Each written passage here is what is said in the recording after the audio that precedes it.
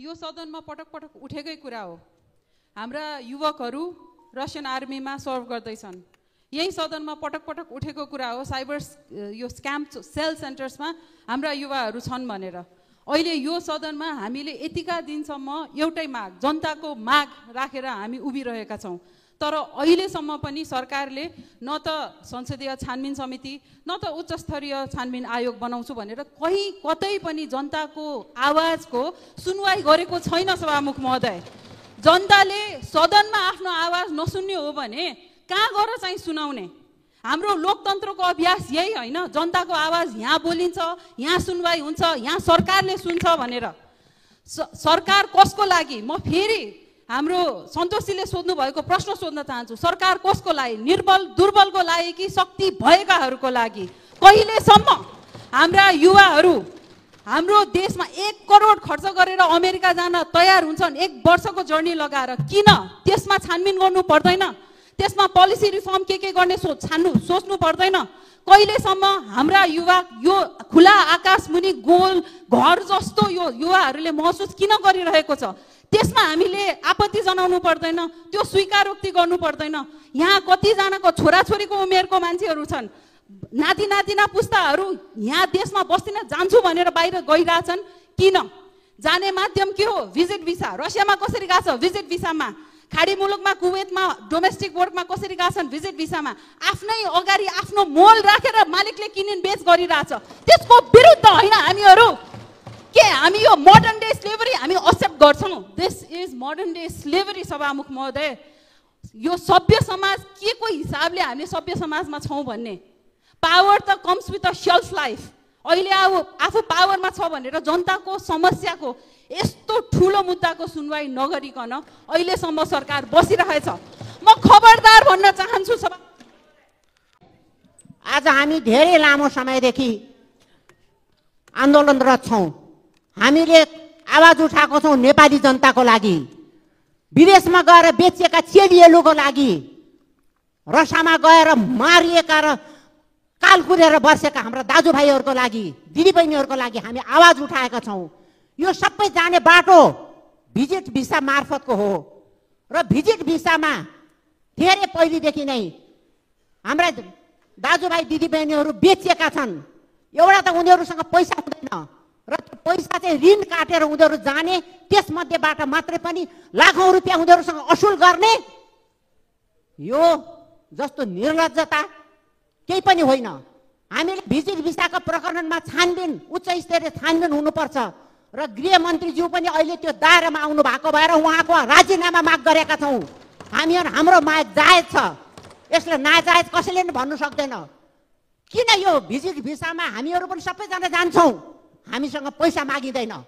तर त्यो गरिब निमुखाहरूलाई पैसा एक दिनमा करोड करोड 50-50 हजार मान्छे बेचेर कमाउने पैसा पाइन्छ भने के देश पनि बेच्ने? त्यसकारण सभामुख महोदय, अविलम्ब उच्च स्तरीय छानबिन समिति गठन गर्नुपर्छ र गृहमन्त्रीज्यूसँग नैतिकता छ भने राजीनामा गर्नुपर्छ। र अर्को कुरा, गठबन्धन दलसँग पनि यदि सुशासन कायम गर्ने र उहाँले सुशासन आयोग गठन गर्नुभएको छ प्रधानमन्त्रीज्यूले, गृहमन्त्रीज्यू पनि त्यसको एउटा सदस्य हो। आफ्नै सुशासन आयोगको सदस्यले यत्रो ठुलो उहाँमाथि चार्ज लाग्दाखेरि पनि चुप लागेर बस्नु गठबन्धनको सरकारलाई पनि सुहाउँदैन। के 1 करोड या 50 लाख दैनिक आम्दानीको हिस्सा गठबन्धन सरकारका टाउकेहरूले पनि खाएका छन्? मेरो प्रश्न हो यो सभामुख मार्फत। धन्यवाद। खानेपानी मन्त्रालय हाम्रो संविधानले पनि ग्यारेन्टी गर्छ स्वच्छ खानेपानी जनताले पाउनुपर्छ, नेपाली जनताले पाउनुपर्छ। 10 वर्ष पहिलादेखि मेरो क्षेत्रमा 2-3 वटा केन्द्र सरकारको बजेटबाट ओभरहेड पानी ट्याङ्की बन्या छ, बोरिङ पनि भइसकेका छ, तर जनताले खाना पानी पाइरहेको छैन किनकि त्यसको स्टार्टिङ भएको छैन। त्यसलाई केही बजेटको अभावमा 10 वर्षदेखि त्यसलाई त्यतिकै अल्पत्र पारेको छ। म एउटा प्रश्न गर्न चाहन्छु किनकि त्यसको विनियोजनमा कहीँ देखिन आखिर के भयो? केन्द्रले बनाउने योजना अधुरा छोडिदिने, देशभरिमा अरबौं रुपियाँ खर्च हुने तर जनताले त्यो खानेपानी पाउन नसक्ने।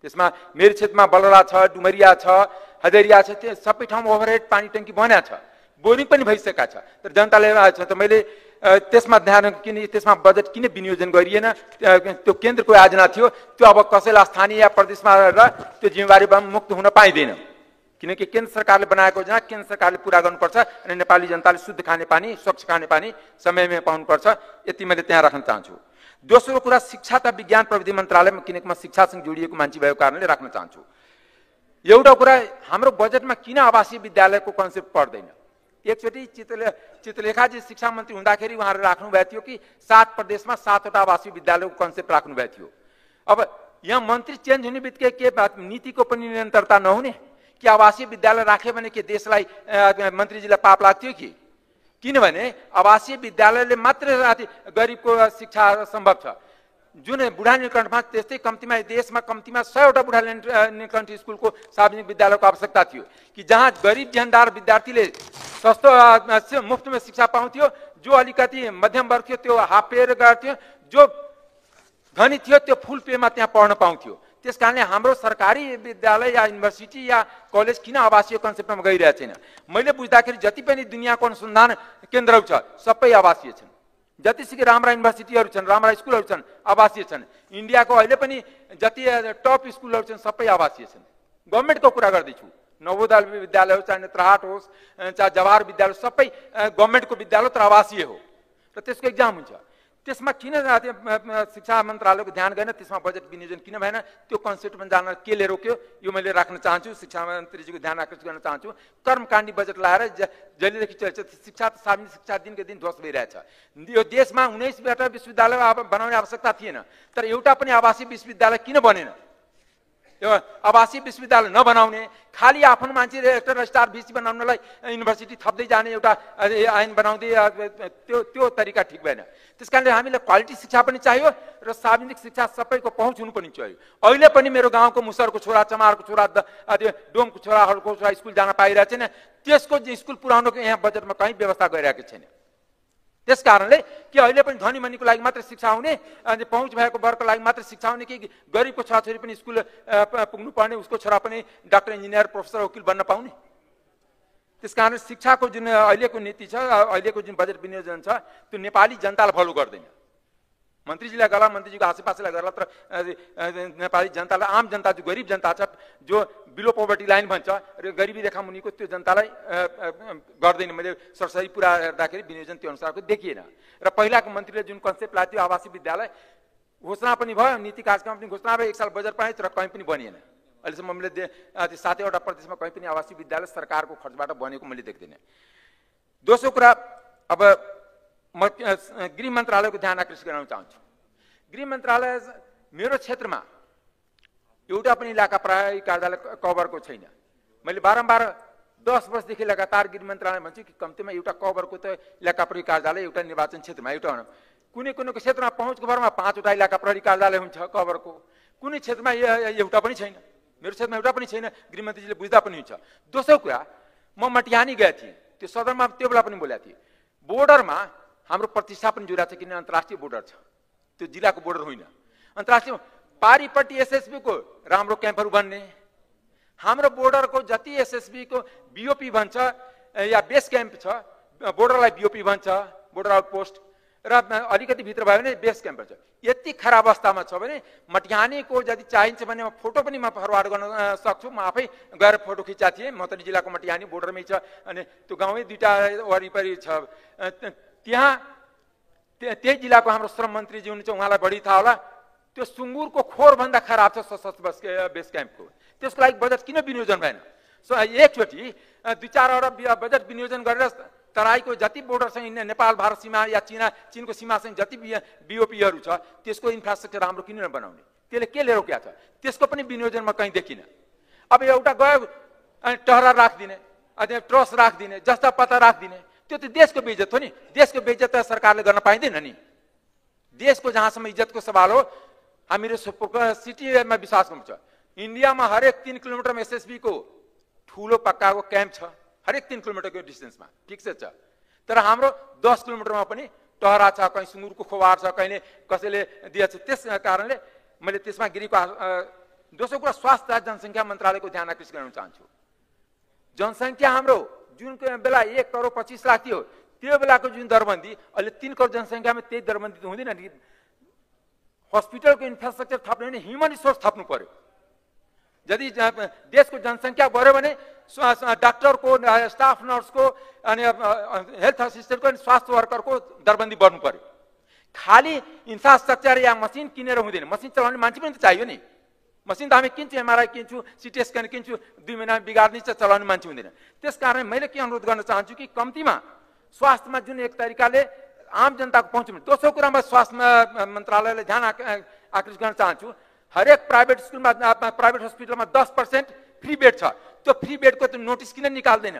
कुन जनतालाई फ्री बेड दिएछ? नेताहरूलाई दिन्छ, म गयो भने मलाई दिन्छ, म आफै स्वीकार गर्छु।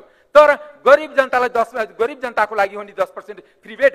त्यो 10% फ्री बेडको किन नीति कार्यान्वयन स्वास्थ्य मन्त्रालयले गराउन सकिरहेको छैन प्राइभेटलाई? त्यस कारणले जुन तरिकाले जुन सरकारी कानुन नियम कानुन छ त्यसको इम्प्लिमेन्टेसनको लागि जुन तरिकाले बजेट हुनुपर्ने त्यो देखिएन।